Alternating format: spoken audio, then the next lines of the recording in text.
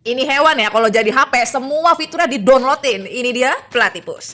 Mumpung ada yang nanya, mari kita bahas. Aduh, ini hewan asal Australia.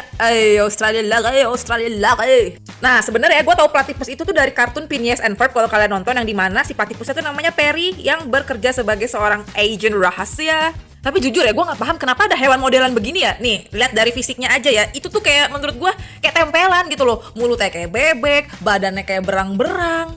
Nah, terus kan yang gue baca si platypus itu mamalia ya, tapi pertama dia aja vencil, nggak punya. Terus ngelahirin juga enggak, tapi bertelur. Nah, yang bikin gue tambah bingung lagi ketika dia udah menetaskan anak-anaknya, itu kan harus harus nyusu ya, tapi nggak ada bentil. Tapi ternyata si platypus ini dia justru malah mengeluarkan asinya di mungkin modelnya kayak keringet gitu loh. Jadi pas udah dikeluarin ke permukaan kulit, nah anak-anaknya bukan tapi ngejelat nggak.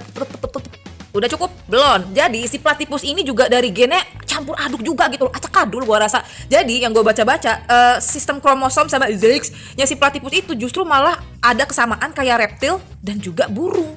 Nah, ini udah bentukannya bragadul begini, beracun lagi. Jadi yang gue baca-baca, ternyata di bagian belakangnya si platypus itu, di bagian kakinya tuh kayak ada satu bagian yang tajam, yang dimana kalau ngenyongkel atau kena ke kulit kita sebagai manusia, itu tuh bisa bikin nyerinya berhari-hari. Bahkan infonya gue baca berminggu-minggu ya, cuman yang pasti tahu gue berhari-hari. Tapi kalau misalkan kena binatang, nah itu kagak tahu dah, mungkin besoknya langsung bandro, buka siapa Tuhan bu.